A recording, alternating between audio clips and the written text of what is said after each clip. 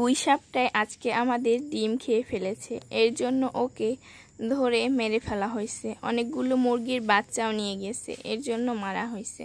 আসসালামু আলাইকুম এভরিওয়ান, কেমন আছেন সবাই? আশা করি সবাই ভালো আছেন। আল্লাহর রহমতে আমরাও ভালো আছি। প্রতিদিনের মতো আজকেও একটি ডেলি ব্লগ দেখার জন্য আপনাদের স্বাগতম। যে যেখান থেকে আমার ভিডিওটি দেখবেন না কেন, একটু কষ্ট করে সম্পূর্ণ দেখে এরপর আপনার মূল্যবান কমেন্ট করে যাবেন।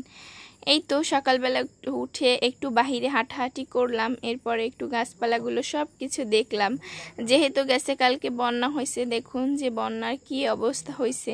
এরপরে একটা পেঁপে কেটে খেয়েছি। পেঁপেটা অনেক বড় ছিল, আমি হাত দিয়ে একদম জাগাইতেও পারতেছিলাম না, আপনারা দেখেছেন। আর এই তো আমার বাবা ঢাকা থেকে বাড়িতে এসেছে, এর জন্য কিছুটা মশলা নিয়ে এসেছিল। ওই মশলাগুলোই একটু রোদে দিয়ে দিচ্ছিলাম। আমাদের গ্রাম সাইডে একটু মশলাগুলোর একটু বেশি দাম নেয়, এর জন্য শহর থেকেই আনা হয়। এই তো এরপর একটু ছেলের চিপস থেকে ভাগ বসাইছিলাম। চিপসটা একটু ভালো ছিল না, আমার ছেলেকে চিপস দেই না, আত্মীয় স্বজনরা নিয়ে আসে, ওটা আমি বেশিবার খাই, ও কমই খায়। এই তো এরপর রান্নাবান্না করতে চলে এসেছি। আর আমার এক ভাবির বাসা থেকে একটু আম ভর্তা করে দিয়েছে, ওইটা একটু খেয়ে নিয়েছি। আর ওইদিকে করলা ভাজিটাও আমার হয়ে গিয়েছিল প্রায়। আর এই যে একটু সব মশলাগুলো খুব সুন্দর করে বেটে নিয়েছি। শিলপাটায় বেটে মশলা খেলে বেশ দারুণ স্বাদ লাগে। বাটা মশলার রান্নাই অসাধারণ। আজকে একটি মুরগি রান্না করব, দেশি মুরগি। যেহেতু আমার বাবা বাড়িতে এসেছে, তো শহরে তো অনেক ব্রয়লার মুরগি খাওয়া হয়, এর জন্য তো একটু গ্রাম সাইডে আসলে সবাই একটু দেশি মুরগি খেতে পছন্দ করে। এই তো দেশি মুরগি রান্না করার জন্য সব কিছু খুব সুন্দরভাবে প্রস্তুত করে নিচ্ছিলাম। আর কিছুদিন যাবৎ প্রচণ্ড পরিমাণে গরম পড়ছে, তাই না?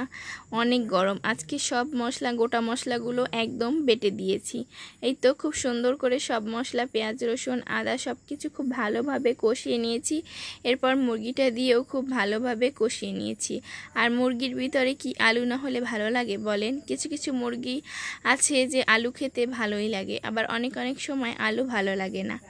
যার যেরকম রুচি ওরকমই খাওয়া হয়। তা আজকের কিছুটা আলু দিয়েছিলাম, তবে আজকের তরকারিটা অসাধারণ ছিল। দেশি মুরগি খেতে তো দারুণই লাগে।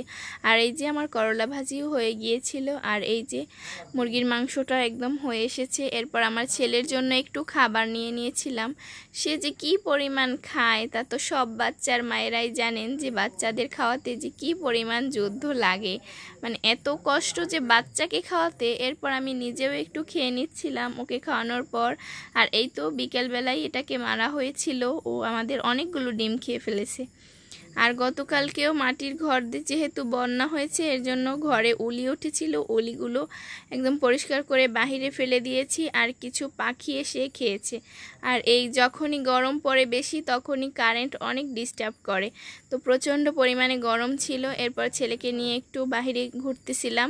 এরপরে অনেক পরিমাণ বাতাস শুরু হয়েছে। এরপর আমাদের গাছের অনেকগুলো মরিচ পাকছে, তো ওইগুলো ছিঁড়ার জন্যই আমার মা গিয়েছিল, আমিও গিয়েছিলাম সাথে। আমার ছেলেও একটু ছিঁড়তেছিল, আবার কেউ দেখে ভাববেন না যে ও এটা মানে ছিঁড়তেছিল। যেহেতু ভিডিও করছিলাম, তাই আপনাদের সাথেও একটু শেয়ার করলাম। আমিও ছিঁড়ছিলাম, আমার মাও ছিঁড়তেছিল। তো এই তো আমার ছেলে একটু মানে এত পরিমাণে দুষ্ট যে ধরতে চায় বারবার, তো ওকেও দিচ্ছিলাম। আর এই যে আমরা যে মুগ ডালটা খাই, এই যে সেই মুগ ডালগুলো আমরা লাগিয়েছি, ওইগুলো পেকে গিয়েছে, ওইগুলো ছিঁড়ে বাড়ি নিয়ে আসতেছিলাম। তো আজকে এই পর্যন্তই। সবাই ভালো থাকবেন, আমাদের জন্য দোয়া করবেন। আল্লাহ হাফেজ, টাটা, বাই বাই।